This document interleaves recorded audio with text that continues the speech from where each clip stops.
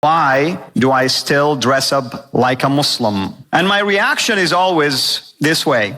Are you telling me all Muslims in the world dress up like this? Because this is news to me. I've never seen a Muslim in Indonesia dress up like this, or a Muslim in Kazakhstan dress up like this, or a Muslim in other parts of the world. So I have to really correct people and let them know this is my Saudi dress. I am from Saudi. I'm proud of my culture, my heritage. Becoming a follower of Jesus doesn't mean I have to abandon my identity, cultural identity. I was born and raised in Saudi Arabia. During the 70s, I became very fascinated by the idea of dying as a martyr. And one thing, of course, that is very clear in the Quran itself, that if you die for the cause of God, you are assured of your salvation, and there is no judgment, and you are going all the way to the highest level of heaven. Folks, it is the gospel in reverse. You shed your own blood to earn your own salvation. I was still a teenager, and I was studying a lot of the teaching of the Prophet about jihad, and one of it was, if you are still young, you need to go and seek the permission of your parents. So I went to my parents, and my mother can smell blood, and she said, no,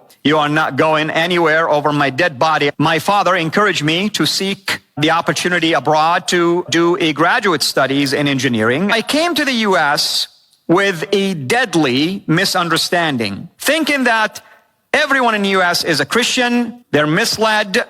They are following a false teaching. Their Bible has been corrupted. And therefore, it is my duty to try to help them embrace Islam. The moment that I felt was appropriate for me to strike, a couple moved from California to where I was, and I began to share with them about why Islam is the only way now. They would hear my arguments and objections, and then gently will ask me to provide evidence to support any of the things that I said. I could not support or defend any of my objections, and that was an awakening for me, because I lived all of my life believing in certain lies. And that took almost 12 years' journey. Finally, in the summer of 2001, I accepted to go to that church with them. And I am hearing the word speaking to me directly. And now I understand what God has done for me. I have to make a decision. And then September 11 happened. I went and I heard a message from the Gospel of Matthew about loving your enemies and praying for those who persecuted you. And that was the nail that sealed the coffin for me. And for a couple of months, I would get this scary dream. My dream was I died, and I'm standing before the throne of God, and I hear God telling me, why did you reject my son? And 2 months later, I accepted Christ as Lord and Savior.